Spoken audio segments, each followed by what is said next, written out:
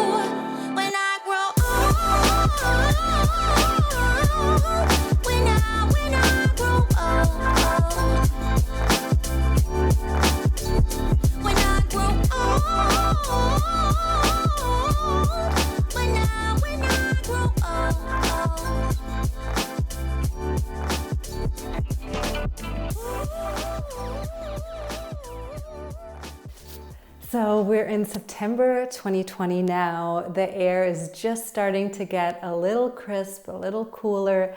I love this time of year and I might be overdoing it a little bit. I got my candle going, I've got my nice cozy sweater on, which I am sweating a little bit because it's not actually as cold as I would like it to be just yet. And to me, it is a perfect time to have a look, not just wait until December 31st to set new goals or to see whether we've achieved anything that we've set out to do. And I hope looking at this is going to be really motivating and inspiring for you as well to go after your personal goals, because it is never too late. Even if you didn't set any goals and you haven't had a clear direction so far this year, especially in a year like this, I think it's more than understandable. But if that is the case and you kind of have it in you, maybe this will inspire you, if you can make it work in your circumstances, to also focus on those goals for the rest of the year. I'm a firm believer that in the end, the only thing that we can control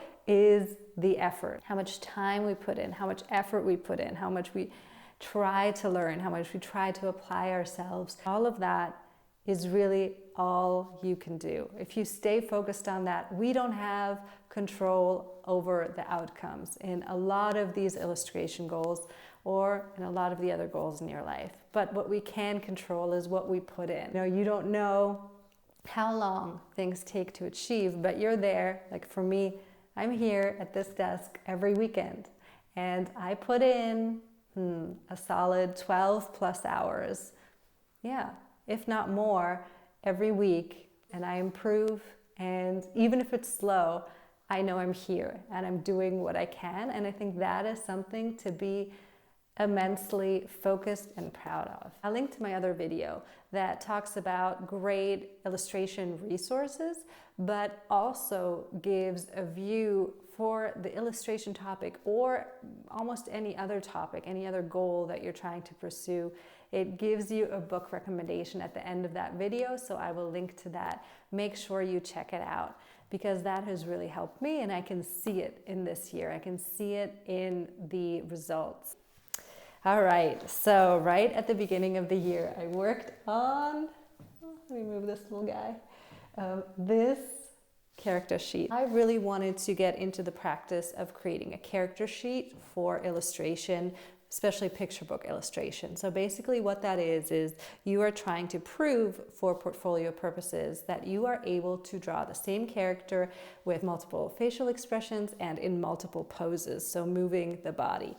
In March, I was actually supposed to attend for the first time in my life the Bologna Children's Book Fair in Italy. And I was really looking forward to, and I was going to focus on the work to polish off that portfolio, but then for very good reasons, the good decision was made to cancel the in-person component of that fair. So it had never been online.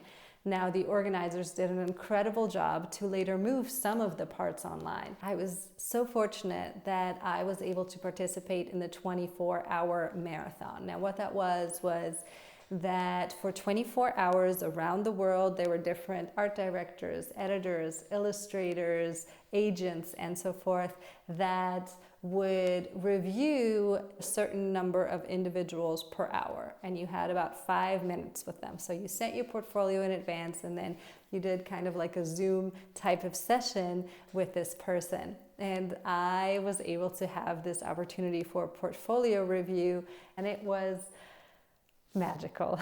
It was truly encouraging, and I felt really lifted up and elated, and that I could see the possibility for myself, my type of work being appreciated. And that was wonderful, and it gave me an even more solid list of areas for development, which I have now been trying to work towards for the end of the year. And then also, in the April to May timeframe, I got my very first commission, which was super, super exciting. I don't have words for how incredible that feeling was. It's really silly, but you know, in those movies or comics where it's like, like the angels sing, like that's how it felt like to me to get this request and to create illustrations that my clients were truly, really happy with. That was a wonderful feeling. I was contacted by a mother who had written a 3-verse poem for her daughter. And it was beautiful, and it really allowed me to create an amazing character. I'll just blend in those images that I created as well. So there was one illustration for each verse of the poem. And so that was incredible. I think I worked on that for about 6 weeks, going through the different sketch phases. So let me actually show you some of those sketches to give you a little behind the scenes. So I'll do a better close-up. So this is the sketchbook that I worked with. You can see, first sketches trying to create this character, which I ended up absolutely adoring, creating the color palette and then doing first and second versions of the sketches of each of the illustrations before getting approval to move on to the final artwork. So this is one of those first sketches that was amended a little bit, but that was an incredible experience and I absolutely want to do more of those. So I'm also going to create a video that walks you through how I work on commissions, what my process is, and we'll also link you to my website that has more information about that. So in June and July, I worked on 2 double-page spreads for my portfolio. I still have quite a lot of content to go, which ideally I would like to get done till the end of the year. And I actually sent out a postcard promotion. So I took basically some of my strongest work in postcard form and I sent that out to 45 different recipients. So that was friends and family, and also it was art directors, editors, publishers. Basically, I did a lot of research and then I determined who I would like to send that to. Now that is something ideally I would like to be doing about 4 times a year. And then in July, I started the YouTube channel. It is a ton of work to create a YouTube channel and to edit a video. I was really hoping that I could do one once a week. I think realistically at this point, I have realized that in order to balance the illustration goals I have and the YouTube goals, that one every 2 weeks is about as ambitious I can be. Sometimes I kind of question whether maybe I should be spending more time on illustration and a little less time on splitting it with YouTube.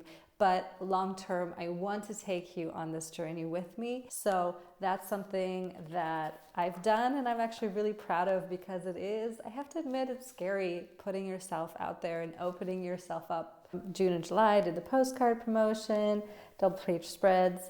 Then in August, if you've been watching my other videos or you're over on Instagram, then you know I was back in the Make Art That Sells Illustrating Children's Book course, which as soon as it's available, I'm going to link above a review video that shows the progress over a year when I first took the class and then this year. Now, just the real quick thing that I can say why it's not ready is I only have when I take the class, I spend about 20 hours a week working on the assignments, and it is never enough. It is not enough for this watercolor art style, the traditional artwork that I do. I think I need about 40 hours for it to be fully complete, the full extent of what I'm capable of doing. So I'm not happy with it yet, and until I do a revision, I will not be posting that video. But it is in the works. And if you want to see any of those images, obviously you can wait for that video to pop up, or you can go over to Instagram and see some of those works in progress. But something that I sort of stumbled into while I was working on the children's book illustration was something that I'd originally been creating just as a backdrop component. It was not part of the main feature at all. I was just building the world for these characters. So when I created these, I was actually shocked because I think I had so much fun and I think they're really good. And yeah, I thought they could stand on their own. Like, I would hang this on my wall. I think it is really pretty, and in that very simple kind of single food item, you're sharing the feeling of summer. And so I really love it, and I actually got into it.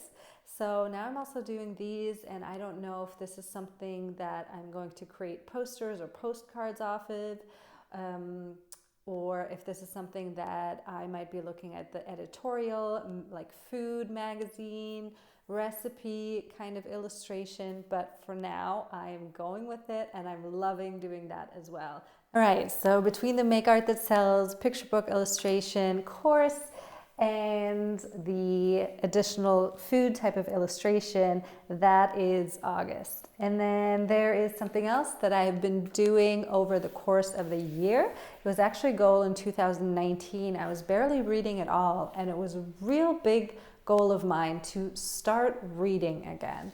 And so I have, and this year alone I have read 7 books on illustration, the business of illustration, art books, that kind of thing. So I'm really quite happy with that number, although there are 11 more. Now some of them are very thick, and it's also reading is one thing, but actually absorbing the information, trying to work with that, implementing it in your life and in your art, I think is quite another challenge. So there's no point necessarily blowing through them just to have read them. But I'm really excited to take a lot of the ideas and the instruction, the content from those 7 books and start applying that, and then maybe read a few more by the end of the year. So one thing I'm super pumped for, I'm just really looking forward to it, is the whole colder season of the year. So I love fall, I love the leaves changing, I love that crisp air in the morning, I love wearing scarves and bundling up, and eventually in Switzerland the snow may come. And I just really love the holiday season. To me, it really is a whole season of Advent that I so enjoy, for a time with family, time to kind of relax and be grateful and really slow down.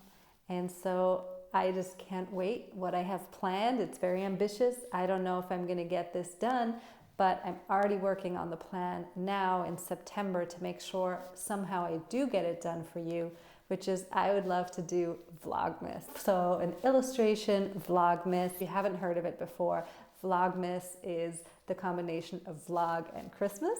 And so usually it's every day in December, I think, or up to Christmas. Now I know that's out of reach for me, and I know the content would be very poor if I tried to upload that many videos, create them, edit them, and so forth. So my real big goal would be to do kind of the 12 days of Vlogmas. And I would love to give you really fun content there, illustrations, but also showing you how we do the holidays in my family. My other goal for YouTube is that I want to improve the videos. So improve my editing skills, improve the lighting, improve the sound, just make them more fun to watch, make them informative, really give you value. So that is something that is absolutely on my to-do list for the year as well.